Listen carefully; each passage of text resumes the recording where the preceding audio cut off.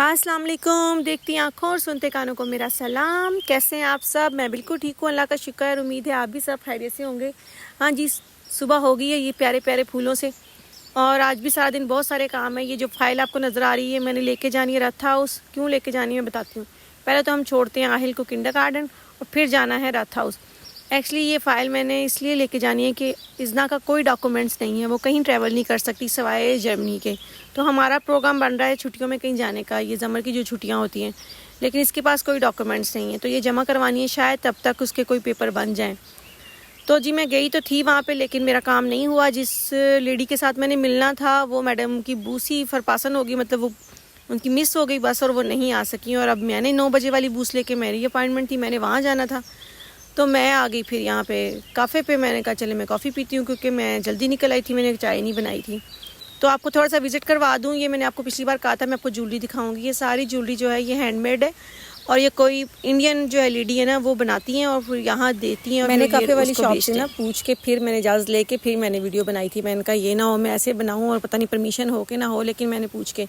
अच्छा, अब इनकी प्राइस देखें। ये कोई एक एक पेंडल जो है ना वो 30-30, 34-34 यूरो का था। और थे तो अच्छे, लेकिन महंगे बहुत थे। कोई 24 यूरो का, कोई 25 यूरो का। और आपको पता है पाकिस्तान में कितनी ईजीली मिल जाती हैं ये, बड़ी सस्ती चीज़ें मिल जाती हैं ये सारी। लेकिन कलर्स बहुत अच्छे हैं यहाँ पे। आपको पता कलर यूज़ नहीं करते जर्मन लोग, सिर्फ कलर यूज़ करते हैं ब्लैक, ब्राउन, ऑफ वाइट और ब्लू। बस ये 4 कलर। ये लोग कलर्स के साथ बिल्कुल कुछ भी नहीं खेलते। ये हम पाकिस्तानी या दूसरे आउटस्टैंडर अमेरिकन होते, साउथ अमेरिकन, इटालियन और स्पेनिश, ये लोग कलर्स यूज़ करते हैं। लेकिन ना ये गर्मियों में कपड़े जो कलर वाले पहनते हैं और ना ही सर्दियों में। तो यहाँ पे ये सारी कलर वाली ज्वेलरी थी, अच्छी है बहुत ज़्यादा। लेते होंगे लोग क्योंकि काफ़ी सारी खाली हो गई है। ये तो हमेशा भरी रहती है। उस तरफ भी है, लेकिन मैं उस तरफ से नहीं दिखा सकती क्योंकि उन्होंने वो आपको पता है उस स्टैच्यू पे लगाई हुई है। चले जी, मेरी बारी आ गई थी।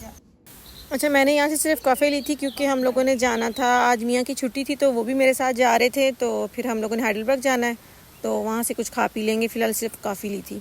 ये फ़ाइल अब मैंने कैसे देनी है जी? फ़ाइल मैंने ऐसे देनी है कि वो जहाँ से मैंने गुजर के जाना है ना, वहाँ स्टॉप पे वो मेरा इंतज़ार करेंगे जिनको ये मैंने फ़ाइल देनी है। और फिर जैसे दरवाज़ा खुलेगा बस का, और मैं उनको ये पकड़ा के और आगे चली जाऊँगी, क्योंकि वो उसी गाँव में ही उनकी बस जो है वो मिस हो गई थी। उन्होंने वापस इधर आना था और मैंने उधर जाना था। फिर हमसे ये तय पाया कि मैं आपको रास्ते में आ रही हूँ मैं अभी, तो आप मेरा इंतज़ार करें बस स्टॉप पे, मैं आपको पकड़ा दूँगी। Condense milk.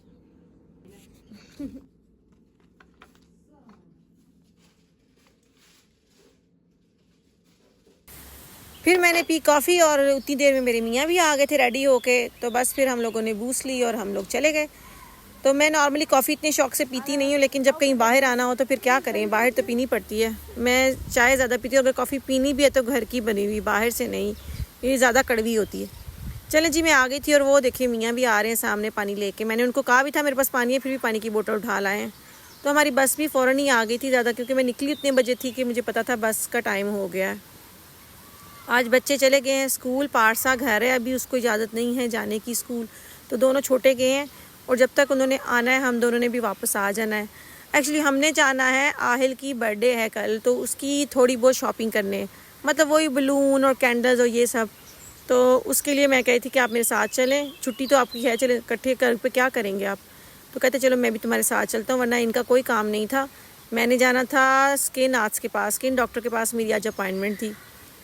और उससे पहले जी पारसा का चश्मा टूटा हुआ है काफ़ी दिनों से, जो उसका बिल्कुल सही वाला चश्मा है, तो वो टूटा हुआ था। वो पुराना यूज़ करी थी, पुराने से उसको ठीक से नज़र नहीं आता, तो उसकी एक टांग टूट गई थी और टांग भी वो घुमा आई थी। तो अब वो हम लेके आए थे, और वो अल्लाह का शुक्र है कि उसने ना उसी वक्त बना के दे दिया। शीशे उसके बिल्कुल ठीक थे, बस फ्रेम टूट गया था। नॉर्मली यहाँ पे ऐसा करते हैं कि शीशे, जो वो कह रहे थे कि अगर ना मुझे मिला ना ऐसा कोई फ्रेम, तो फिर आपको दोबारा क्रंकन हाउस जाना पड़ेगा और वहाँ से जो आई स्पेशलिस्ट है उससे दोबारा बनवा के लानी पड़ेगी रिसेप्ट, और फिर हम उसको बना के देंगे। अगर तो मेरे पास इसके मिल गए तो सेम साइज़ के। लेकिन ये शुक्र है कि 10-15 मिनट में ही हम फारग हो गए थे, और पैसे भी ज़्यादा नहीं लगे, वरना यहाँ पे चश्मे ही 150-200 यूरो का बनता है, लेकिन 15 यूरो में हम दे के और हम आ गए थे। और सबसे खुशी से ये थी कि फ़ौरन ही मिल गया था, वरना ये होता है कि 2-2 दिन हमें देना पड़ता है, और उतने दिन फिर उसको मसला होता है, ना वो ठीक से पढ़ सकती है, ना वो टीवी देख सकती है, फिर वो बड़ा तंग होती है। इसलिए शुक्र है कि उसी वक्त हमने दिया बनने के लिए और हमें वापस भी मिल गया। बस फिर यहाँ से लेके हम गए डॉक्टर के पास। हम आए इसलिए थे पहले कि पहले ही पारसा का ये काम करवा लें, क्योंकि वो खुद तो अब आ नहीं सकती। जो हमारे गांव में था ना, वो गांव के पास जो मेन थी शॉप, वो बंद हो गई थी, तो अब यहाँ दूर आए थे फिर हम लोग। अच्छा जी, मैं स्किन स्पेशलिस्ट के पास क्यों आई हूँ, ये भी बहुत लंबी कहानी है। ये पिछले 6 महीने पहले ना मेरी पूरी बॉडी पे जैसे छाले छाले नहीं बन जाते, ऐसे सारी एलर्जी हो गई थी। और इसका रीज़न उन्होंने क्या बताया जी, आपको स्ट्रेस की वजह से, डिप्रेशन की वजह से। तो ये 6 महीने से मेरा ट्रीटमेंट चल रहा है। तो ये 3 महीने पहले मुझे आज की अपॉइंटमेंट मिली थी, इन्होंने ट्यूबें शुबें दी हुई हैं, वो लगाएं, वो फिर दोबारा हो जाते हैं। तो कहते हैं आपको स्ट्रेस की वजह से हो रहा है। उन्होंने मेरी स्किन भी थोड़ी सी काट के ली थी, लेकिन अल्लाह का शुक्र है कोई ऐसा मसला नहीं हुआ। नहीं तो वो कह रहे थे कि हम मई में दोबारा करेंगे कि कोई स्किन का कैंसर तो नहीं, लेकिन पिछली बार जो उन्होंने स्किन ली थी उसमें कोई ऐसा नहीं आया इशू, तो अल्लाह का शुक्र है। लेकिन अब फिर उन्होंने कहा वही ट्यूब्स यूज़ करें, क्योंकि जब तक आप डिप्रेशन में हैं, स्ट्रेस में हैं, हम आपको दवाई नहीं दे सकते। और अच्छा, इन्होंने मुझे वो लारोचे जो मैं आपको बता दी थी, बहुत अच्छी प्रोडक्ट है, उसी की क्रीम्स दी हैं। उन्होंने कहा कि ये फ़िलहाल हम छोटी दे रहे हैं, आप ना इसकी बड़ी जो है ना ऑनलाइन मंगवा लीजिएगा। वैसे अगर नॉर्मल किसी शॉप से लेंगी तो बहुत महंगी, यहाँ बहुत रश होता है और यहाँ अपॉइंटमेंट बहुत मुश्किल से मिलती है। ये आउगन आर्ट्स हो गया और ये स्किन स्पेशलिस्ट, ये आँखों के डॉक्टर और स्किन वालों की तो यहाँ 6-6 महीने अपॉइंटमेंट्स नहीं मिलती। मैं नीचे आई, मैंने मियाँ से कहा था कि आप नीचे ना कॉफ़ी शॉप पे कॉफ़ी पी लें, मैं शायद ज़्यादा टाइम लग जाए, लेकिन मैं तो 10 मिनट में ही फारिग हो गई। बस फिर हम लोग यहाँ से बूस लेके मेन हाइडलबर्ग चले गए। ये बीच में एक छोटा शहर है जहाँ मेरी अपॉइंटमेंट थी। अब यहाँ से हम लोगों ने सीधा जाना है हाइडलबर्ग। और वो बाहर ही खड़े थे, कह रहे थे कि वहाँ बैठने की कोई जगह नहीं, बेकरी थी लेकिन बैठ के पीने का कोई सिस्टम नहीं था, इसलिए मैं लेके बाहर ही आ गया था। वो बाहर ही इंतज़ार कर रहे थे। अच्छा, हमने लेना कुछ ख़ास नहीं था, बस एक तो मेरी अपॉइंटमेंट थी, ये यहाँ आना था, एक पारसा का चश्मा बनवाना था, और दूसरा कल आहिल की बर्थडे है, तो हम उसके लिए हल्की फुल्की शॉपिंग करने आए थे। गिफ्ट हमने ऑनलाइन मंगवा लिया था, बस ऐसे ही ये बलून्स और ये जो कैंडल वगैरह। अच्छा, जैसे ही बस स्टॉप से उतरते हैं ना, ये मेन बस स्टॉप पे बहुत बड़ी दुकान है फूलों की, और बहुत सस्ते फूल होते हैं यहाँ पर, इतने खूबसूरत, बहुत ज़बरदस्त।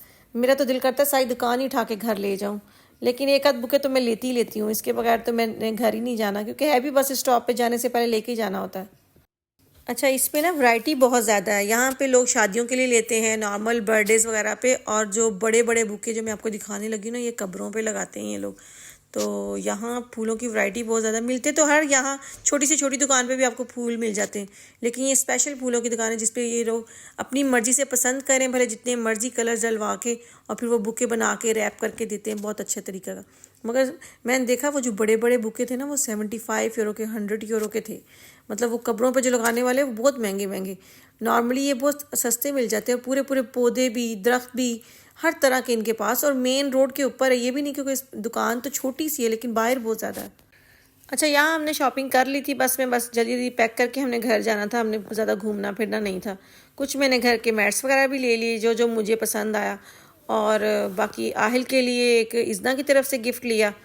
तो बस हम लोग सामान लेके फिर हम लोग निकलने लगे। तो मियाँ कहते बेगम कुछ खा लें, भूख लगी है। तो मैंने कहा चले घर चलते हैं। कहते नहीं, पहले कुछ खा लें, क्योंकि फिर बच्चों को लेना है, तो पहले कुछ खाते हैं। तो ये साथ ही ना मैकडॉनल्ड्स था, फिर हम मैकडॉनल्ड्स आ गए।